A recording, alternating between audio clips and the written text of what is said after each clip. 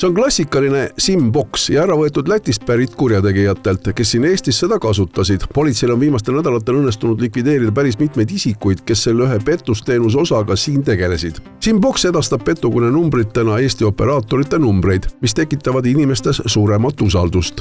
Selleks aga peavad kurjategijad asuma Eesti mobiilioperaatorite võrgus. Viimase 2 nädala jooksul oleme kinni pidanud 3 Läti kodanikku, keda siis kahtlustame SIM-boksi haldamises ja nende seadmete töös hoidmises.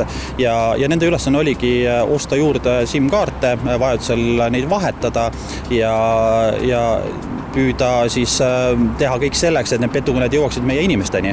Ehk siis nad olid üks osa suuremast võrgustikust ja meie jaoks on see ülioluline töövõit. SIM-boksi haldajad ise kõnesid ei tee, nemad on ainult tehniline tugi. Kõned ise tehakse kuskilt teisest riigist, suure tõenäosusega tulevad need Ukrainast. Nende inimeste värbamisel öeldakse seda sama, et karta pole midagi ja isegi kui politsei tuleb, siis karistus on minimaalne, kui üldse midagi on, aga tegelikult nad on täpselt samamoodi kelmusele kaasaitajad ja hetkel siis viimaste näidete puhul on esitatud kahtlustus arvuti kelmuses, mille eest näeb karistusseadustik ette 1–5 aastast vangistust ja kõik need viimased 3 Läti kodanikku on ka vahistatud.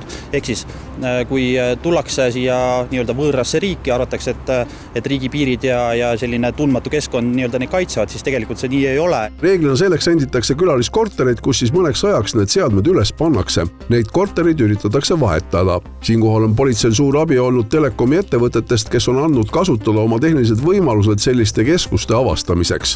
See näitab tegelikult väga head tööd meie koostööpartnerite poolt. Ehk siis sideoperaatorid blokeerivad virtuaalnumbreid ja nad teevad neid nii edukalt, et kelmid peavad leidma siis alternatiivseid lahendusi.